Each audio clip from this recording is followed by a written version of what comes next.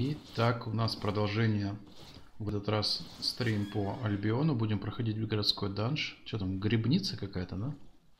Грибная пещера. Грибная пещера. Со мной также Евгений. Так, ну что, будем подавать заявку, да? Привет.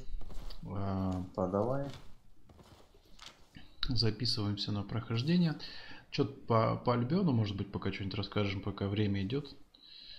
Про данжи, не знаю, что-нибудь. Что-нибудь такое эдакое. Сейчас пойдем в городской данж. Давай расскажем про городской данж. Да, тут, наверное... Это один из видов мероприятий в этой игре. Да, один из видов, он отличается тем, что его могут проходить как пати обычные. То есть ты собрал пати, пошел в этот данж. Можешь пройти в одиночку, тебе подкинут туда таких же умельцев.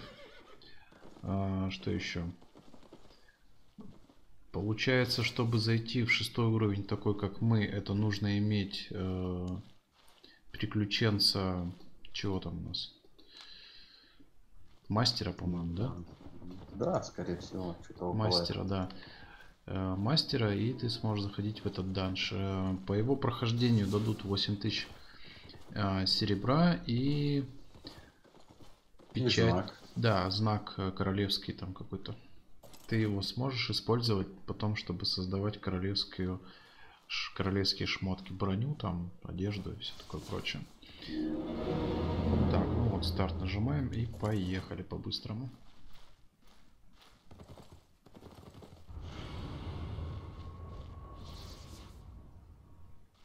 На самом деле со среды уже будет еще 2 разновидности данжей. Да, 27 числа выходит патч. Потому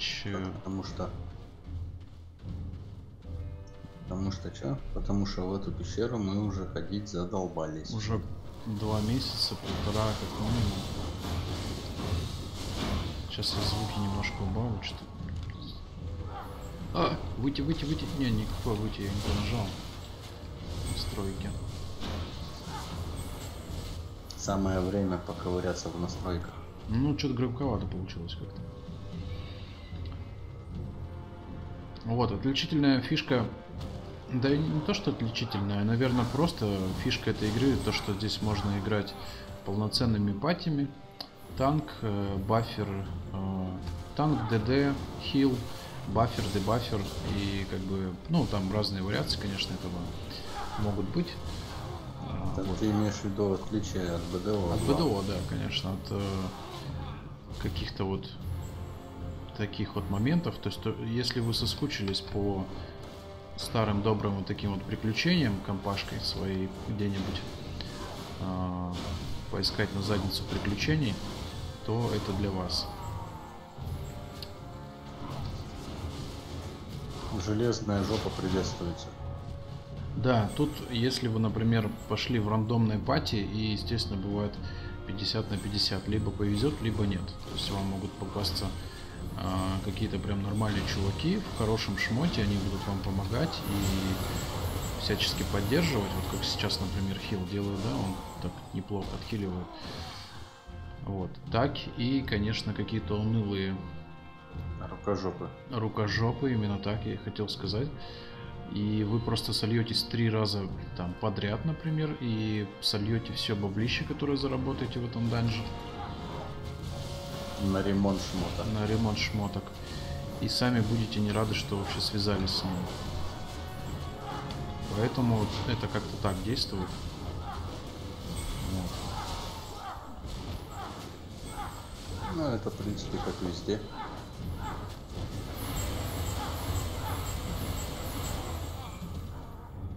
Согрелось все-таки. Ага. Прикольно то, что здесь танк как бы выполняет свою как бы миссию полноценно. То есть держит агр, не так как БДО. То есть ты качаешь, опять согрелся. Качаешь воина, а толку как бы от этого особо нет. То есть ты пати особо и не нужен. И толку, в принципе, от пати-то, в общем-то, и нет. Если только вы не бьете какие-нибудь дискотеки или этих пробужденных боссов.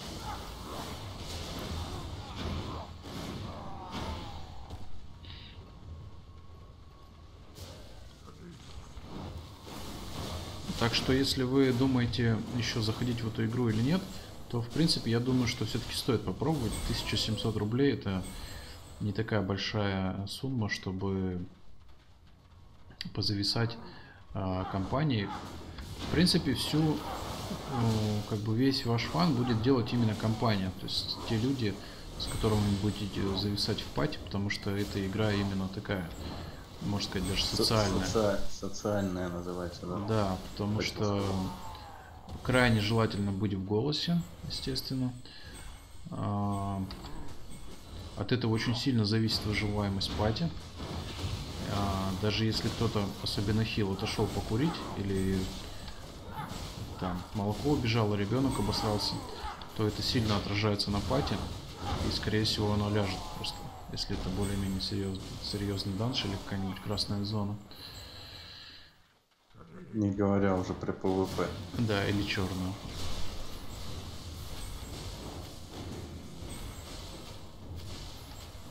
Примерно как-то так, в принципе, сейчас, как мы делаем прохождение этого данжа, как-то так это происходит.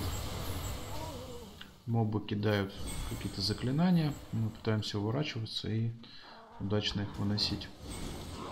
Я пытаюсь держать агро на себе.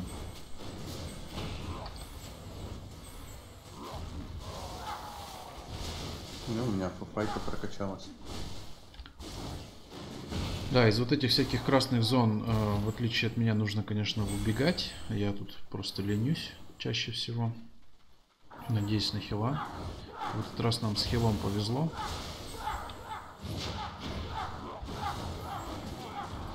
Пока нормально, да. И да, я пока еще живу. Вот сейчас как-то вот не очень. Вот сейчас отхилил. Ну, это нормальный хил, как бы все нормально. Да, пати практически не проседает, и по хп и все хорошо в целом. Мини-босса вот сейчас завалим, пойдем дальше. В принципе, вопросы можно задавать и в комментариях. Мы в Альбионе уже 2-й месяц, так что накопился некоторый опыт, и можем поотвечать на вопросы. Опять же, приглашаем в наш клан. Играем без обязательств, пока особых требований нету. Большей части, опять же, для фана, то есть нужно иметь полноценную пати и прокачивать шмотки, ходить в данжи, не только в городские. Какие-нибудь боссов можно окучивать, сундучки, заходить в хеллгейты. Вот. Потом поднабрать народу и уже что-то более-менее серьезное замутить. Можно тоже. Блин, зря сыграл, ну ладно. Набежал этот паровозок. Что-то у меня с энергией проблема такая. Да нет, все. Потому что я поставил на скилл на скорость, вместо того, чтобы энергию восстанавливать. Вот меня даже энергия пополняет. Добрые люди какие-то. Ну, у меня добрых людей нет, здесь знакомых.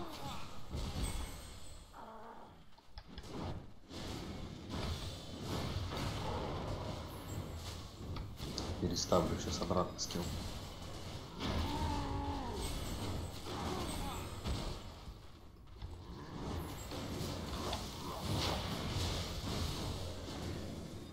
Вся арава согрелась в итоге. Это нормально.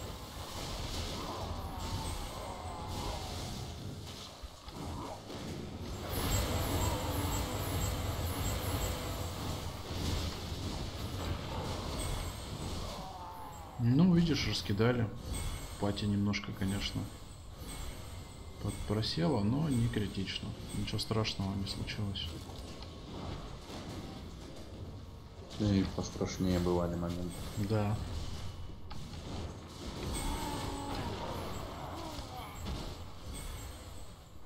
Я вот почему-то всегда тороплюсь, это меня приучил наш хил.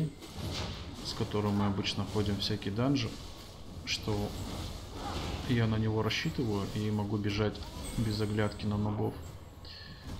Он меня всегда вытянет, и поэтому вот в этих всяких данжах я уже себя так смело веду. Хотя на самом деле не стоило, конечно.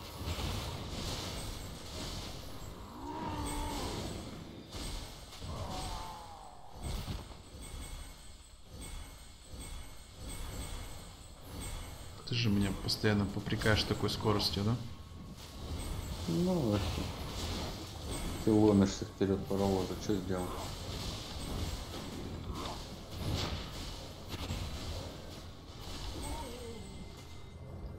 Особенно, когда у тебя карапали хп остается. 200 хп, да, я еще куда-то бегу.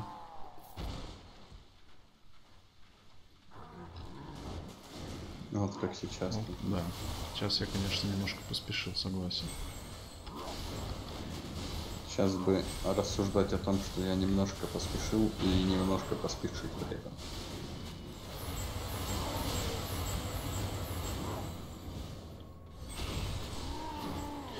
Я вот все-таки из вот этого кружочка Иванова не успеваю убегать. Как, блин, не старайся, особо ничего не получается из этого. Как ни старайся, а лень все равно, да? Ну, не то чтобы лень.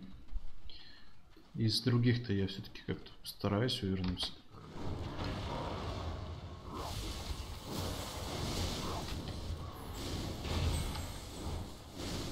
Да, тут и я вот не успел.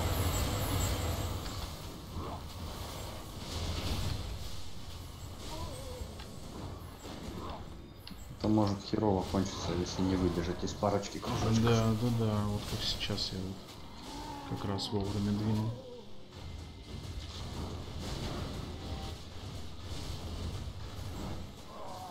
Готов. Вот, в принципе, мы уже приближаемся к боссу. Такой вот простейший данж, казалось бы. Хотя здесь бывали случаи, когда я сливался раза по 3 с рандомными патьками. На самом деле, просто уже привыкли мы у него ходить, уже как у себя дома здесь. Ну, это тоже, простейший. Да. Часть мобов уже обходим, чтобы время не тратить. Вот этот данж, в принципе, можно использовать для прокачки первых шмоток, если вы хотите попробовать что-то новенькое в своем билде, и нужно прокачать третьи шмотки заново. Не то что заново, а просто как бы вообще с нуля. То вот этот данж, он прям вообще отличный вариант.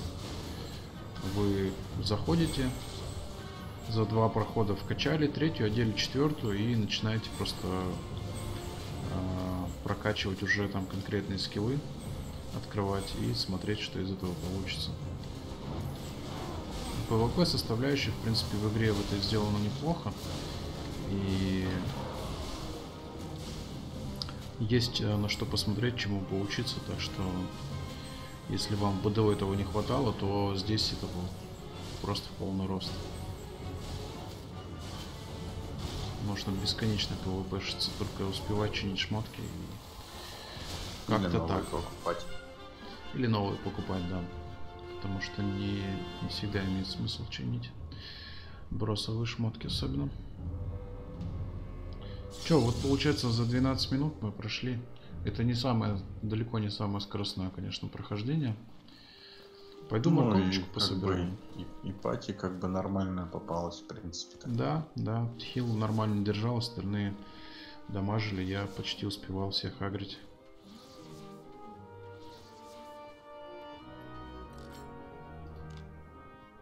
Так, а я пойду посмотрю, что у меня наковырялось. Нет, у меня даже сумка это не наковырялась. О, слушай, журнал-то у меня 7. Знаешь, о чем это говорит? Это надо, что тебе 2 часа еще крабить.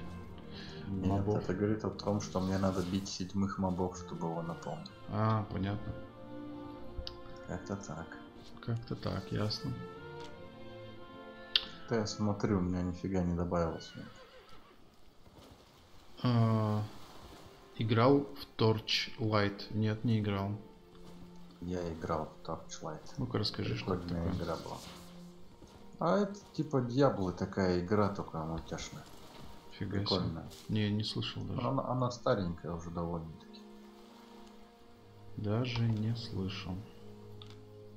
А, кстати, вот да, я просто сейчас занимаюсь тоже фермерством. То есть вот эта составляющая веселой фермы в этой игре тоже присутствует, и вы можете здесь заниматься не то чтобы чем угодно, но достаточно широкий выбор занятий. То есть это и кулинария, и изготовление доспехов различных, оружия, выращивание скота, растений, алхимия, мебель для домов, что там еще? Да все, что угодно. Рыбалки только нету. Рыбалки, да, почему-то нету, не знаю, почему не сделали. Обещают, скоро сделаем. Пока не Да, ясно. вроде как что там когда-то морской контент обещали, но это очень далеко. Очень отдаленное будущее. Внешне похож на это, только она красивее. Я специально лицензию купил, чтобы с народом играть. В Альбион, в смысле, или во что? Нет, Torchlighting. Да, Torchlight, я говорю, это как Диабло мультяшная, там еще может питомчик бегать, у тебя собака, там кошка какая-то, я помню, веселая игра. То же самое, там, шмотки всякие, прокачка. Вид такой же изометричный. Да, кстати, после БДО это вообще непривычно, то что камера никак не двигается и не настраивается. И первые там недели-две это прям ломает вообще. И то, что не нужно там прожимать скиллы, комбинации какие-то. Тут просто 4 кнопочки, 5 там. И все, как бы мышкой тыкаешь и нормально.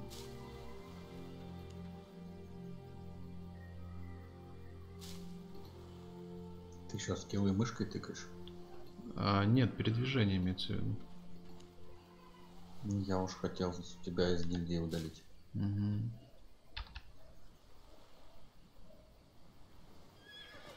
Думал, ты скиллы мышкой тыкаешь. Хотя тут их целых 5,5. Можно, в принципе, и мышкой тыкать.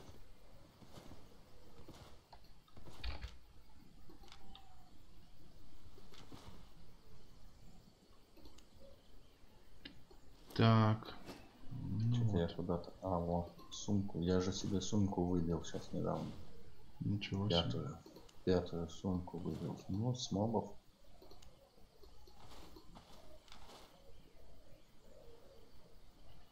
Рудоискателя давай журнальчики отдадим. Так, вот я сейчас занимаюсь тем, что запрягаю своих работников. Это такая небольшая часть, так скажем, не то чтобы автоматизация, как это правильно назвать-то? Да, типа автоматизации добычи ресурсов. Да, потому что здесь нет никаких автопутей, АФК режимов, рабов, питомцев. Ты, короче... Ты меня тебя перебью сейчас, секунду. Скажи, сколько у тебя кроватей в доме стоит? По-моему, 4. А народу сколько проживает там? Пока 3, но скоро я добью уже. Апну домик и будет 4.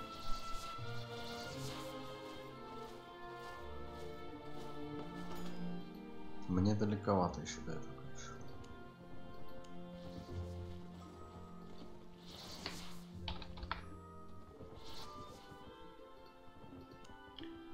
Я забыл, на чем я остановился.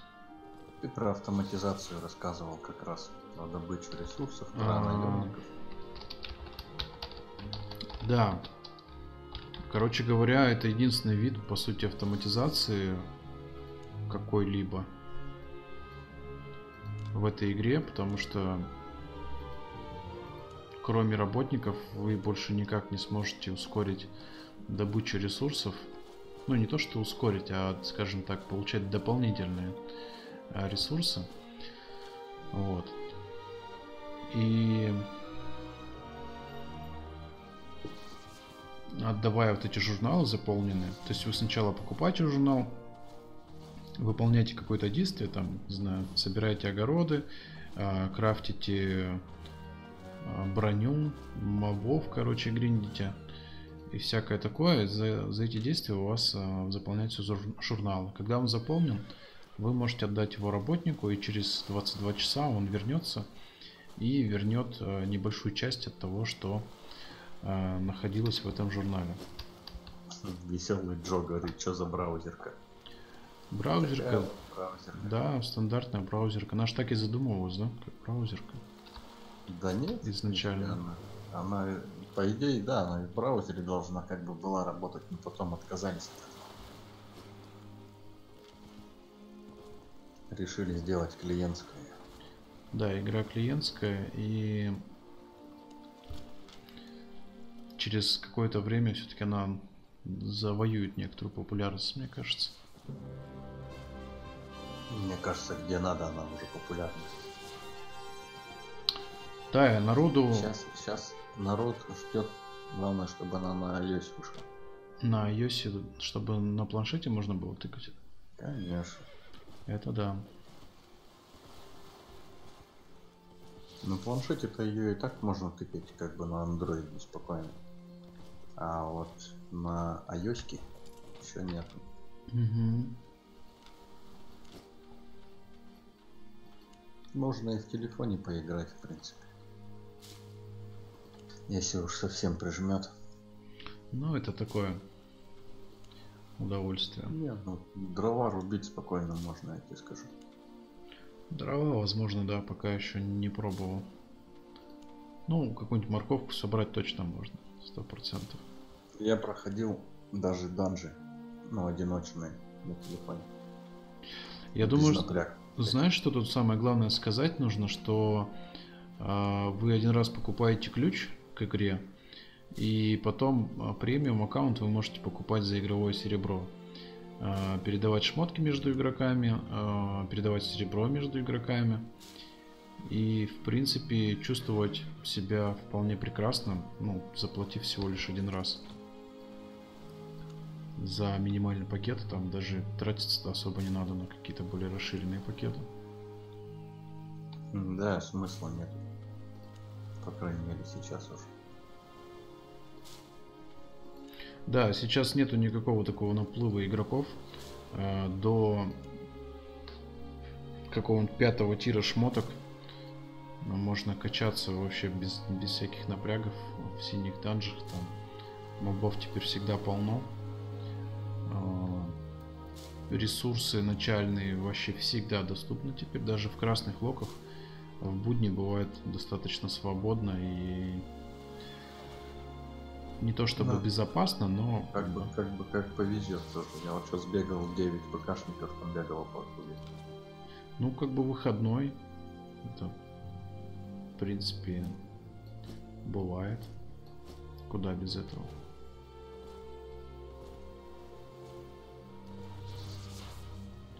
Че, я тогда еще покажу перекрафт ресов, и, наверное, пока для начала этого будет достаточно. Да, я, наверное, уже тогда сейчас прям отключусь. Ну, можем, в принципе, на следующий раз это оставить, и там у меня ресов-то и немного, в общем-то. Чтобы время не тянуть, наверное, оставим это дело на следующий раз. Сейчас на клановый остров прыгну. Я думаю, стоит замутить стрим более долгий и более подробнее рассказывать об этом. Да, давайте накидывайте вопросы, если у кого-то еще кто-то еще не определился с тем, что будет играть в нее или нет, и есть какие-то вопросы, либо кто-то посмотрел стрим в первый раз и вообще не понял, что это за игра, то будем отвечать на вопросы, общаться, смотреть как чего. Вот, как-то так. Ладно. Ждем ваших вопросов. Ставьте лайки, подписывайтесь, вступайте в клан. Всем спасибо за просмотр. До новых встреч. Пока-пока.